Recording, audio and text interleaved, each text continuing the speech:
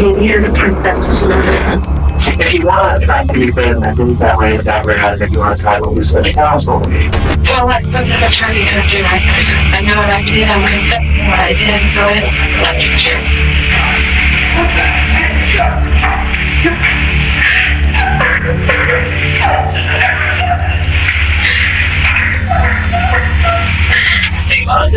I was trying to help. Now I'm a professional. These guys would take my office. But then he didn't know the I'm sure if the waiter and rock would be able to guys just like opened up fire. Telling it up. My girlfriend is all. Because this is why I'm doing this. She did not do anything. And I'm trying to make them clear that's why I'm This is the story of Aileen Wuornos. Ready to begin?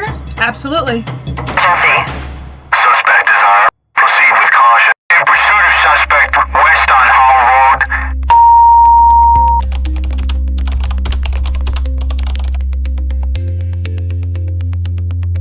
On December 13th, 1989, a severely decomposed body was found in Volusia County, Florida.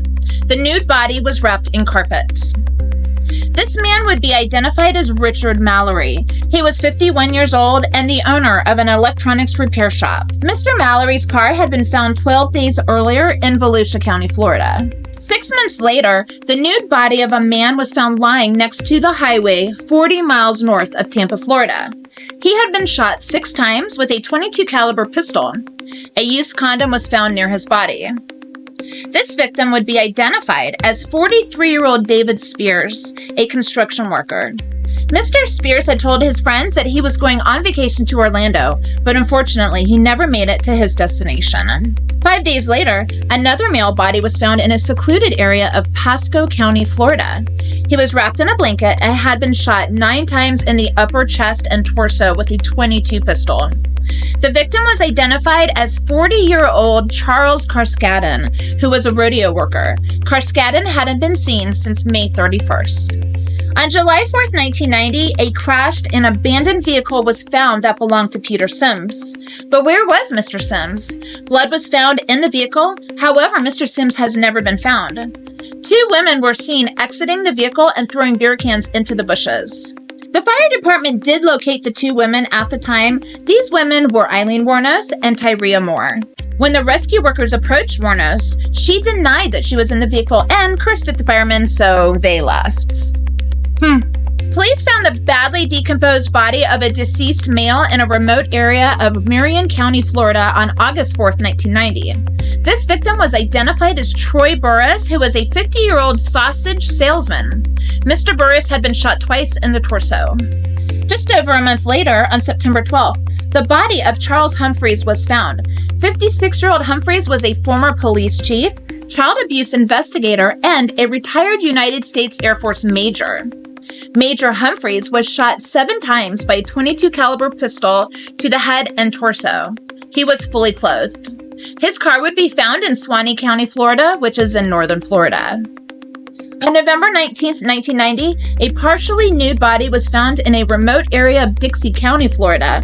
This victim was shot 4 times in the back and the head. The body would be identified as Walter Antonio. He worked as a security guard, a trucker, and a reserve policeman. 5 days later, his car would be found in Brevard County, which is the other side of Florida. What type of person would commit these crimes? I'd say someone who is deeply troubled. If it's the same person, they absolutely have trauma and nothing to lose at this point. That's what I would say.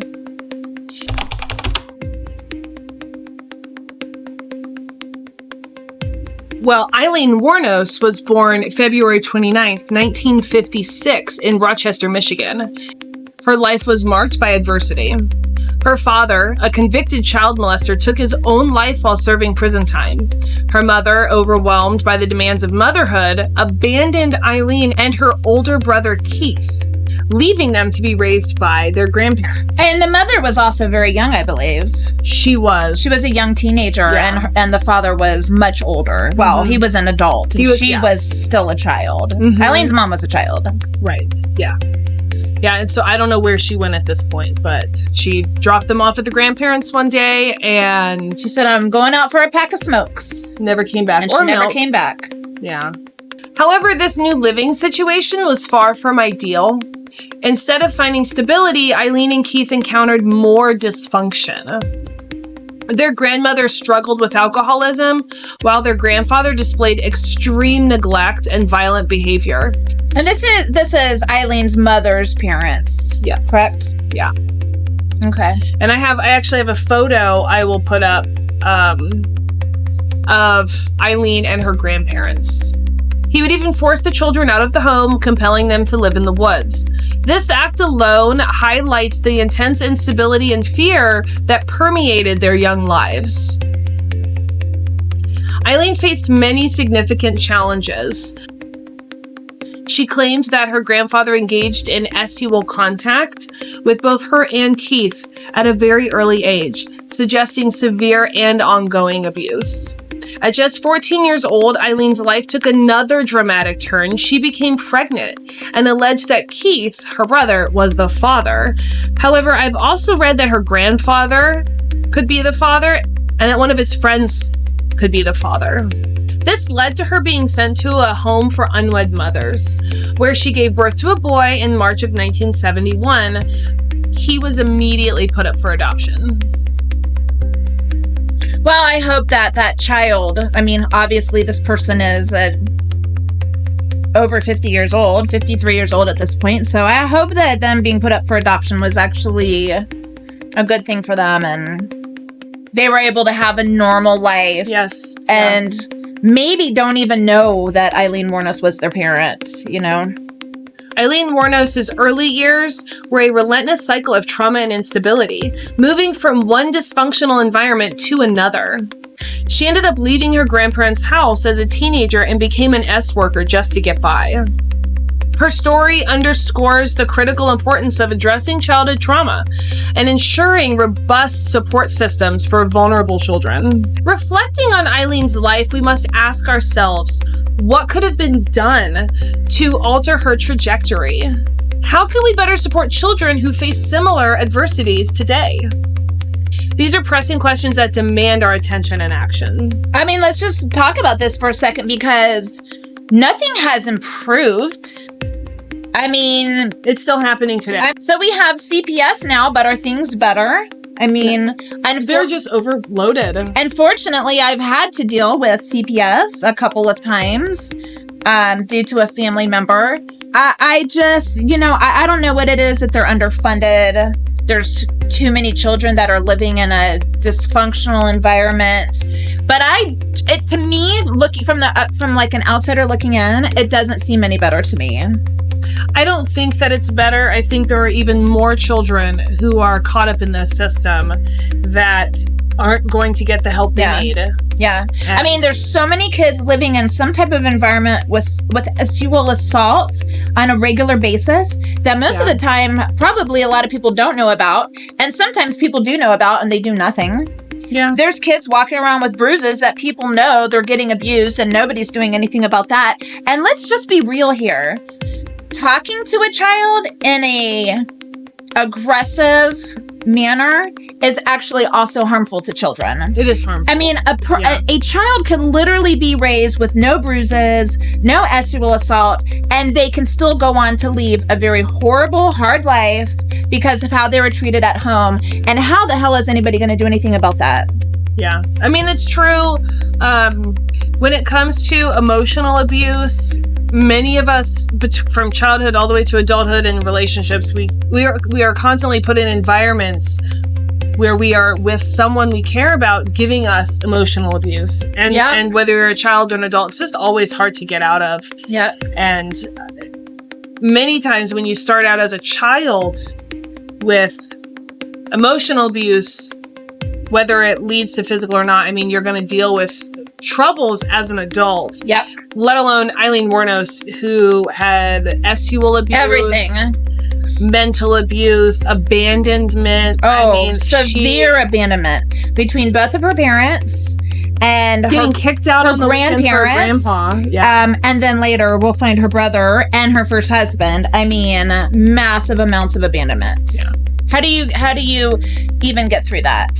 Honestly, A lot of therapy. I mean, listen, if a kid is not given the tools as a young person to learn how to get through hardships, hard times, then they're not going to. They're going to become probably a person who overdrinks or abuses drugs or doesn't care for their own self. Mm-hmm. And all of these are things that affected And Wuornos. with Aileen, she had to make a hard call. Do I stay in the life that I've been given and get continuously sexually abused, potentially resulting in more pregnancies, or do I leave? So she chose to leave. Yeah. And that meant working. I think she was like 14 or 15 when she left, right? A little older, because she was 15 when she got pregnant. I think she was 14 when she got pregnant. 14 when she got pregnant, but right after, my understanding is right after the pregnancy, she left. Yeah. And I even read somewhere that some students who knew her in high school, I guess maybe it was middle school at this age, she was already making money off of doing sexual acts for boys in the class. And so she had already understood that if I do this act for him, he will give me money. Yeah. So she went off to do that and become an S worker. Well, unfortunately, at a young age, she learned her only value was sexually. Yeah. I mean, obviously that's not true, but that was most likely her belief. Yes. And it gave her power and it gave her money. Many of you know that's not our worth. We are worth so much more than that, but sadly a lot of people who go into S working don't recognize that. Yeah. There are some who do know their worth and that's why they go into S working. It's different, but in her case that wasn't it. And so that leads us to where she headed next with S working, and she would hitchhike, and so that's how she left her town. She hitchhiked and became an S worker, and that led her to Florida. Hey, pause. Thank you for watching our video. I just wanted to say that if you haven't done so already, please subscribe. Our channel can't grow without you. You're our number one person. Thanks for being here. Cheers.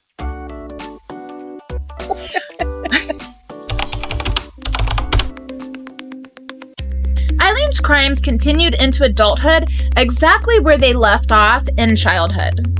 At 18, she was arrested for DUI, disorderly conduct, firing a weapon from a moving vehicle, and failure to appear in court. Wow. Yeah. Could you imagine? Oh, that's just not even... I'm stuck on the firing a weapon from a moving vehicle. This woman literally committed crimes probably on a daily basis in her adulthood. Mm-hmm. Like, her whole life was just a rolling crime, like everything, constantly. Yeah, it sounds like with those types of crimes, it seems more like she would be stuck in this I need to party phase. Yes. So, I mean, between S working and trying to get by, any moment she had, it was spent trying to enjoy that, but she would take it too far. I think that for some people with childhood trauma, they go into adulthood and they have felt that they were fleeing abuse for so long that they're just really trying to grasp onto anything happy. Exactly. And that's what I'm trying to say. And I'll just say that I'm saying that from personal experience. Yeah. You know, I spent a lot of my adulthood not being an adult. Even though I had kids, I wasn't a damn adult for a really long term. And I spent a lot of time thinking about it. And I truly believe it was because of, I had a certain amount of trauma as a child that as an adult, I just needed happiness so badly that I would do anything to find. And these things weren't necessarily good happiness. They were just momentary happiness that may have been unhealthy for me. Yeah. You know, I don't know. Anyways, these types of crimes continued to be committed by Wuornos while she enjoyed her freedom. In Florida in 1976, Wuornos met 69-year-old Louis Gratz Fell, a yachtsman. So Wuornos and Fell instantly fell in love and quickly got married. Weeks after getting married, Fell got a restraining order against Wuornos after she hit him with his own cane. The marriage was soon after annulled. In regards to Wuornos, Fell said that she had a, quote, violent and ungovernable temper, unquote. Wuornos said that he attacked her. Interesting. She becomes extremely hard to believe because she lies so much. And honestly, if I catch a person in like 2 lies, they're done. I literally don't believe anything they ever say. And it's tough because when it comes to childhood trauma, that at the start of the trauma, that's when you learn to lie. Yeah. And that's when kids are like, no, nothing happens to me. Sure. They're trying That's that to lie. not get in trouble. Yeah. They're trying to have the person who they care about, who cares about them, not Get in trouble.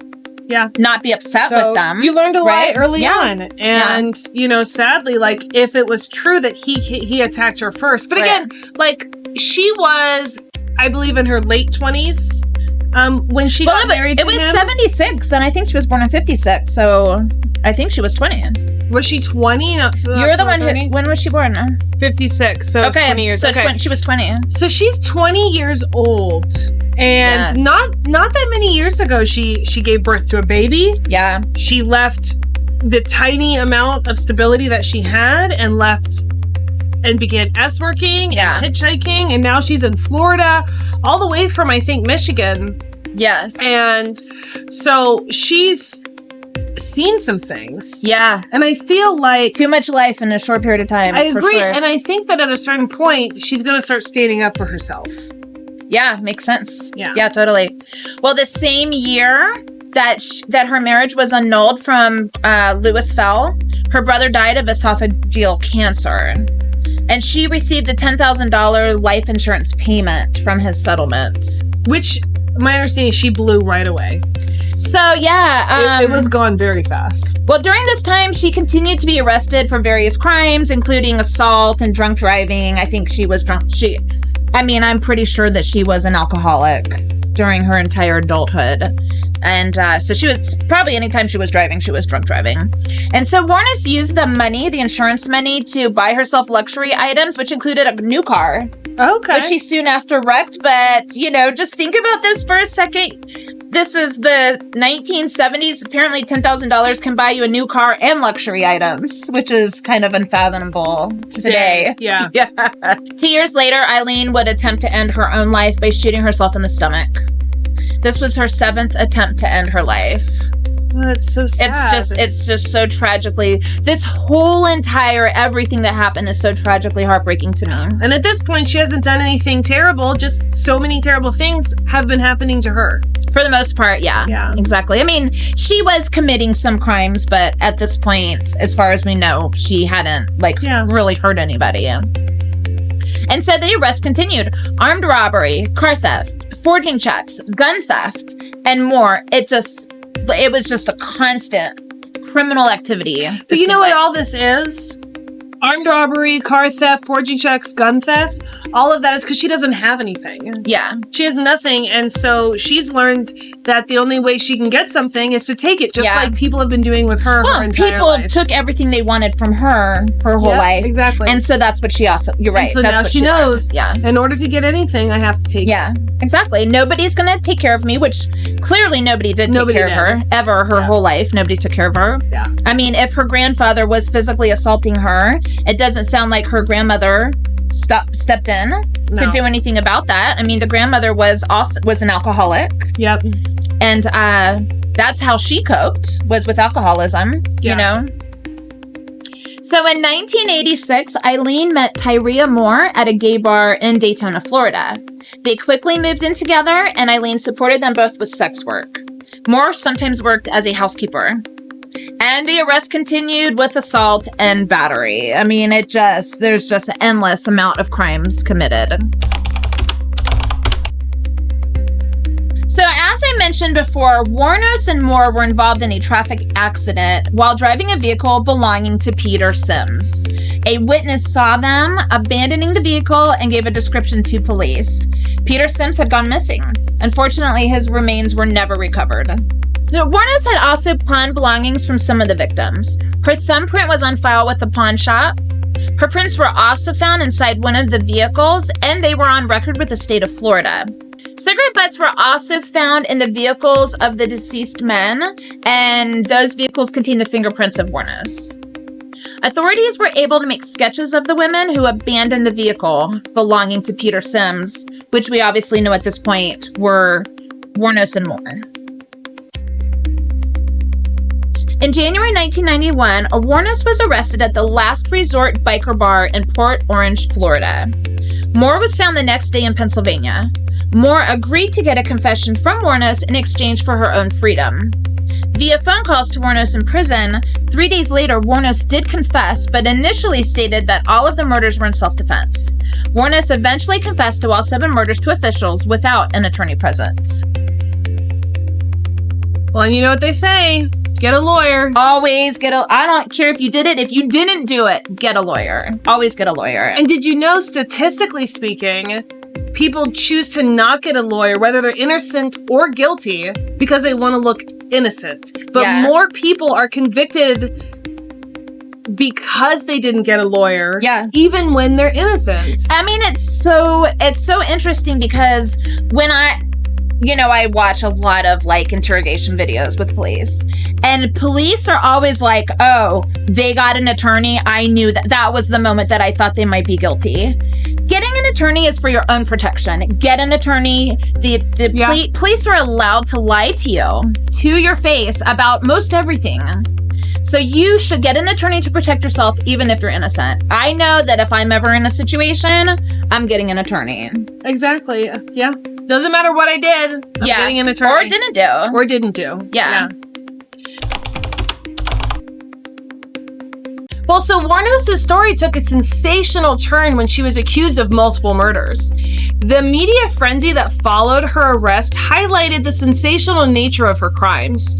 During her trial, Wuornos argued that she had killed her first victim, Richard Mallory, in self-defense, claiming that he had physically and sexually assaulted her.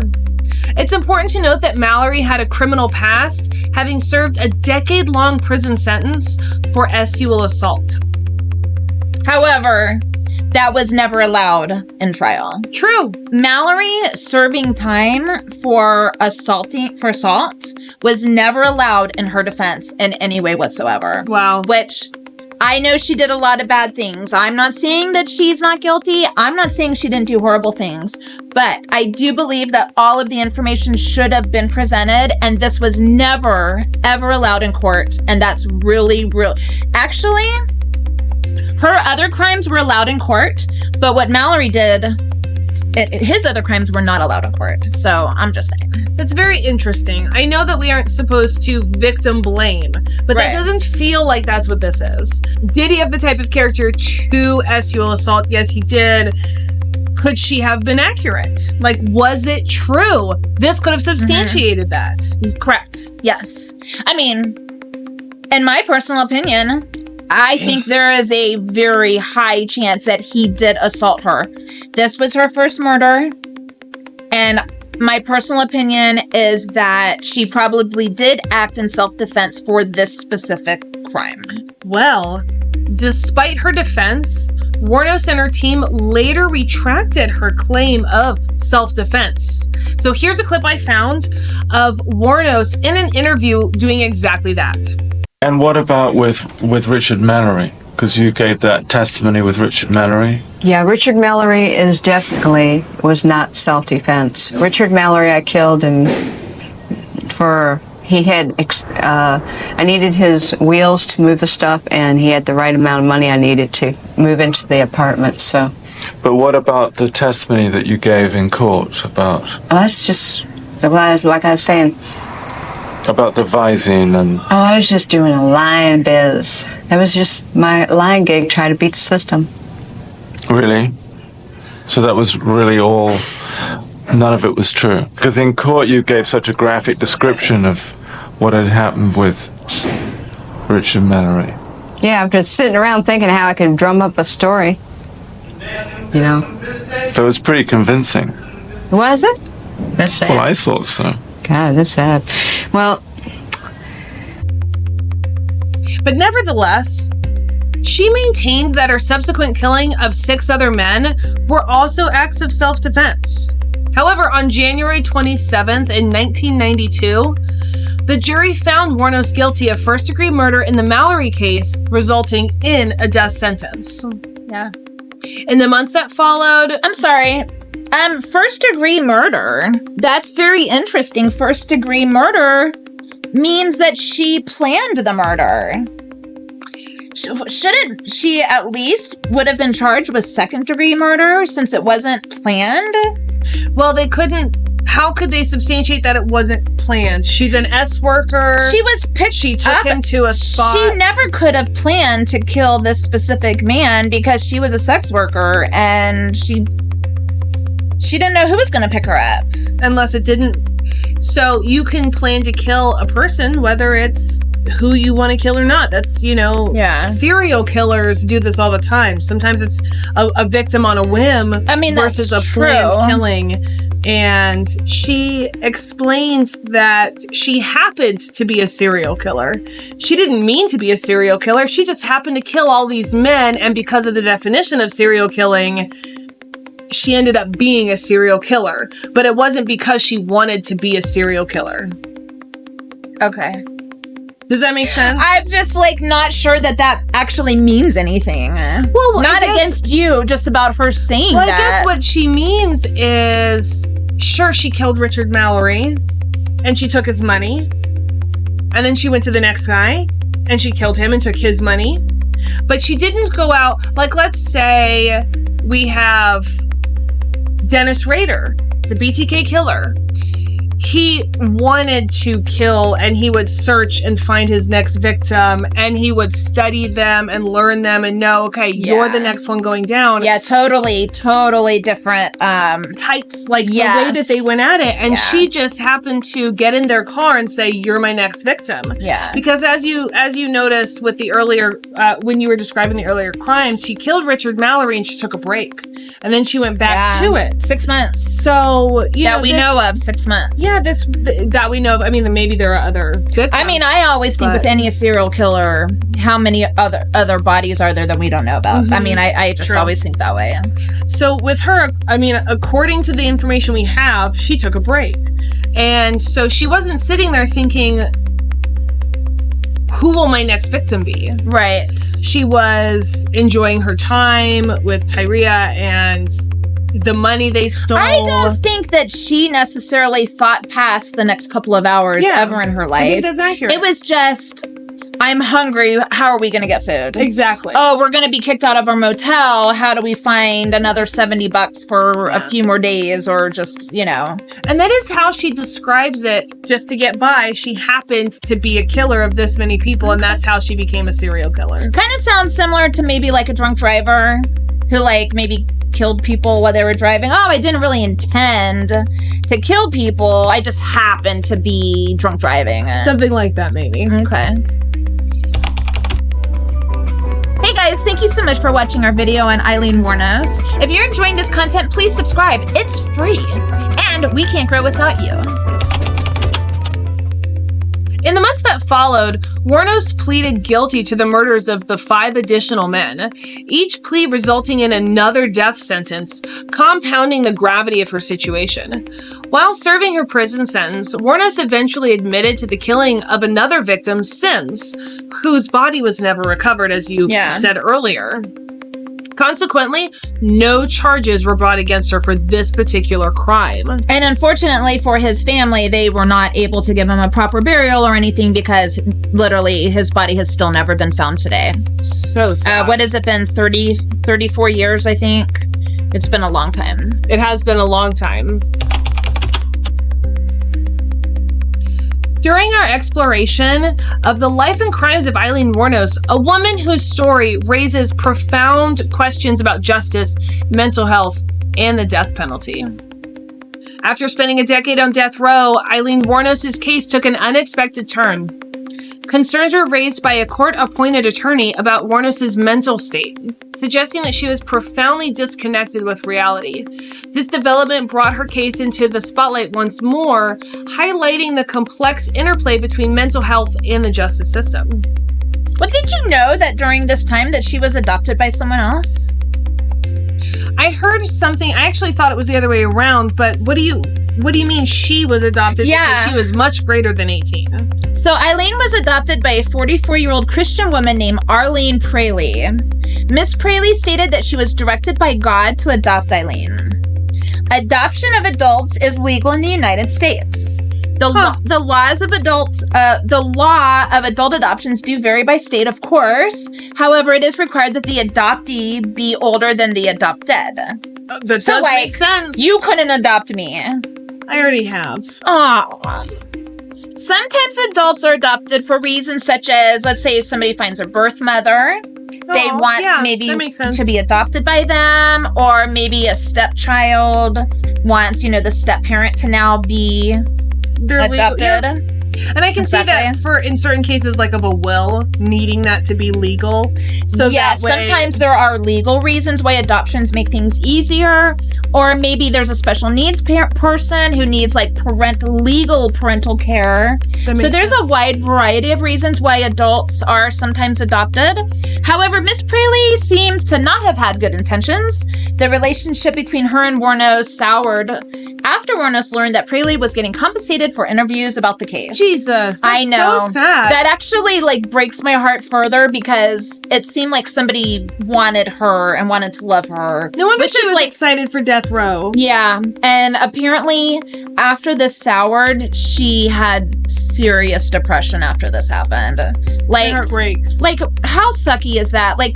People just always have to take advantage of people, don't they? Can you just not? How about just be good? Be good. Be nice. Just be good. Don't be horrible. So in 2002, though, Florida Governor Jeb Bush temporarily stayed Wuornos' execution to address these concerns. The concerns about whether she was disconnected from reality. However, this reprieve was short-lived. After 3 psychiatrists evaluated Wuornos and deemed her mentally competent enough to comprehend the death penalty and the rationale for its implementation, Governor Bush lifted the stay. Despite repeated efforts to avoid execution, Wuornos was executed by lethal injection on October 9th, 2002. Her final words were, "I would just like to say, I'm sailing with the rock, and I'll be back like Independence Day with Jesus on June 6th. Like the movie, big mothership and all, I'll be back. I'll be back." I just wanted to comment that I know that she initially said that she did the crimes and it was self-defense. And then later she recanted. But she privately told her attorney that the reason she was recanting the self-defense claim is because she wanted the execution to happen. I'm sure she was. I also read the same thing. I'm sure she was tired of life. Honestly, I could really see her just being like, this has been too hard. Well, it had been around 10 years that she was waiting for her execution. Yeah. And she was depressed. And, by the way, I'm pretty sure that she had 23 hours a day in her cell and only an hour out a day. So, she was not getting, any personal interactions with anybody. So, I'm not saying she deserved differently, okay? I'm in no way, shape, or form okay with what she did. I'm really, really not. But I am saying that the reason that she may have wanted the execution to come more swiftly is because she was done. She was done. She was depressed and she was done. Yeah. Well, I wanted to talk about what I think happened in this case. She committed one murder, and then there was a 6-month period before she committed another murder.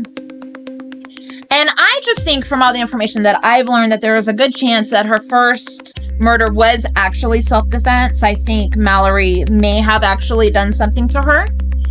And then there was a whole 6-month period. As far as we know, there weren't any other murders, right? Did she commit a whole lot of other crimes? Probably. But as far as we know, there weren't any other killings at the time. Right. And I just, I think it's possible that after that 6-month period, she always complained about not having enough money and that her girlfriend wanted her to have more money. And there's always these money issues. And it's a known fact that she stole money from all of her victims. I think it's possible that in her brain, she thought, oh, I got away with the first one. It's been 6 months. Nobody's even talked to me. I'm not even on the radar, which as far as I know, she actually was not on the radar. And she thought she could get away with it. And she was like, I'm tired. Everybody's treated me poorly. And at this point, I don't care anymore. Yeah. I'm going to take what I want. I hate men. I think she probably did really hate men at this point. Wouldn't you, though, as far as I understand, most of the people who betrayed her, mentally, physically, they were male. Whether it was a child or an adult, they were male. She would have a lot of hate for the male species. I mean, I definitely think it would be complicated relationships for sure. I have known a ton of people, whether they were family or not, who really felt in their soul that they hated the opposite sex because they had too many encounters with the opposite sex that were negative. Yeah. And so it would make sense that at this point she's like, I just don't care. Yeah. Their lives don't mean anything to me, just like my life wouldn't mean anything to them. Yeah, I think that that's a very good possibility. And I just think that she probably did kill in self-defense the first time, and then after that, she was just done. Yeah. She was just done. She was going to take what she wanted. She didn't care if somebody else got hurt. Like, I literally think she didn't care. Yeah. She didn't care at all. And at a certain point during an interview with her, she said that she continued to kill because her girlfriend, Moore, needed her to have more money. Yeah. And so she felt, this is what she said. And again, there were a lot of lies on the table coming from Wuornos, so we don't know what to believe. It's really hard to believe anything that she's ever said. At a certain point, she said Moore was using all the money for alcohol and other things. And they ran out of money very fast, so she had to go back out there and kill again. Well, and in one of these heinous crimes, so this was as far as we know, the second murder of David Spears. His body, he was found nude. A used condom was found near his body. So to me, what that says is they did do the sex. And she took that opportunity when he was vulnerable, being naked and probably relaxed. She took that moment, that opportunity to end his life and steal probably, I think, his car and his money and whatever else she wanted. Here's what I would say is that we constantly are seeing this 22 caliber pistol, and what that tells me is quick, painless, less work for her. Yeah. So all she has to do is, whether she did the sex with them or not, when she's ready to unalive them, she turns and fires that bullet. Exactly. And it's over faster than you can blink. She waited. She was smart. She wasn't a stupid person. She really was. She was manipulative. She was manipulative, and that is a type of intelligence. Yeah, I don't think that she. I mean, I don't think she had a high IQ or anything like that. No, I think she did have her IQ tested, and it was on the lower end, but she was smart enough to know. She wasn't mentally disabled. Right. In that sense. She was functional. Yes. Yeah. But she was smart enough to know, I'm going to do this deed when he's most vulnerable, and there's less chance of him coming after me. And the thing is, someone who's been sexually assaulted her whole life. Yeah. She would know when they are at their most vulnerable. Yeah. She would have experience in that. So we would like to know in the comments, what do you think about the Wuornos trial, case, everything? Do you think that justice has been served? What about, do you think that she was getting out the anger and frustration of the things, like, was she just in killing these men? Or do you think that she just kind of lost it? Comment below. We would really like to hear your point of view on this case. Thank you so much for watching our video on Aileen Wuornos. If you have anything that you wanted to add, put it in the comments. Otherwise, click on some of these videos. We've worked our butt off to give you information. We've done videos on BTK. Here's a compilation. Check that out. Hey guys, if you're enjoying this video of Aileen Wuornos, please subscribe. It's free, and our channel can't grow without you. Subscribe now.